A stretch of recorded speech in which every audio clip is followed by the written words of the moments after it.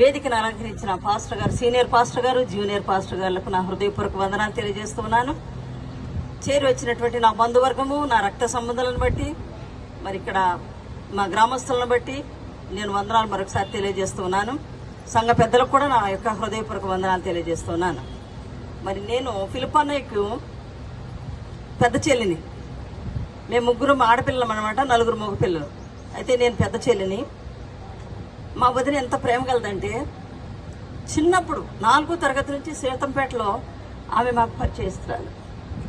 ఆ విధంగా మా అన్నయ్యని అధికంగా ప్రేమించి వాళ్ళిద్దరు చక్కని ప్రేమ వివాహం చేసుకున్నారు, చక్కని బిడ్డలను కన్నారు. అసలు మా వదిన ఒక్క రోజు కూడా కొట్టారు కదండి వీళ్ళని.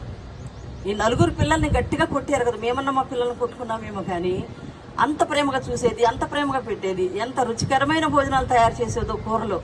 మేమందరం కూడా మా 4 అన్నయ్యలు, మేము 3 అక్క చెల్లెళ్ళం, అందరం 7 కలిసినప్పుడు ఇదంతా లైన్గా మంచాలు వేసుకుని ఉండేవాళ్ళం. మా వదిన ఎంత పరిచర్య అంటే అంత చక్కని పరిచర్య చేసింది, ఎంతో ప్రేమ. మేమంటే కూడా చాలా ప్రేమించింది. కానీ మా వదిన ఈ విధంగా మేము దూరం అయిపోతామని కూడా మేము అనుకోలేదండి. పెద్ద అయిన తర్వాత ఉద్యోగ రీత్యా, చదువుల రీత్యా హైదరాబాద్ వెళ్ళిపోవడం, అక్కడ ఉండటం. దేవుని దయ వలన మరలా మా వదిన మధ్యకాలంలో గత 2 సంవత్సరాలుగా నేను రావడం జరిగింది ఇక్కడికి. ఆ విధంగా మరి జరుగుతూ ఉన్నప్పుడు నేను 100 years పండగకు వచ్చాను. అప్పుడు కూడా నేను మా వదిన చూస్తే చాలా పాడైపోయింది ఆరోగ్య రీత్యా. అబ్బా యేసయ్య, ఎంత శారీరకంగా ఎంత బాధపడుతుందో కదా అనుకున్నా.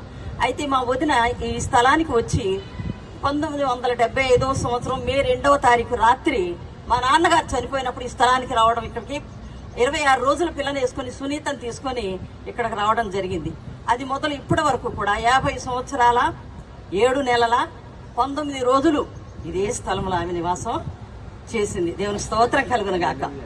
ఎంత చక్కని ఆయుష్ అండి. చక్కగా తినేసేది మా వదిన, అరిగించుకునేది, అన్ని రకాలు తినేసేది. మీనమ్మా తిను, పిలుపు ఏమండి తినండి, మా అన్నయ్యని అలెగ్జాండర్, బెన్నీ, సూర్యం తినండి.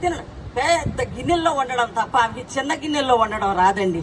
అది మా అమ్మగారి వారసత్వం అనుకోవాలి. మా అమ్మగారు కూడా ఎప్పుడు చిన్న గిన్నెల్లో వండారు కదా. తర్వాత కూరగాయలు వండారు కదండి మా అమ్మ. అలాగే మా వదిన కూడా మొత్తం non veg, there is no vegetarian, అట్లా అనమాట. సరే వదిన ఈ విధంగా ఇంతకాలం కూడా 50 సంవత్సరాలు నేను లెక్కేసుకున్నాం. మన ఇంటికి వెళ్ళిన తర్వాత చాలా ఏడ్చి, మా వదిన ఎంతకాలం ఉంది ఇక్కడ. నేను ఏ తరగతి నుంచి, 4వ తరగతి నుంచి ఆమె నాకు పరిచయిస్తురాలు.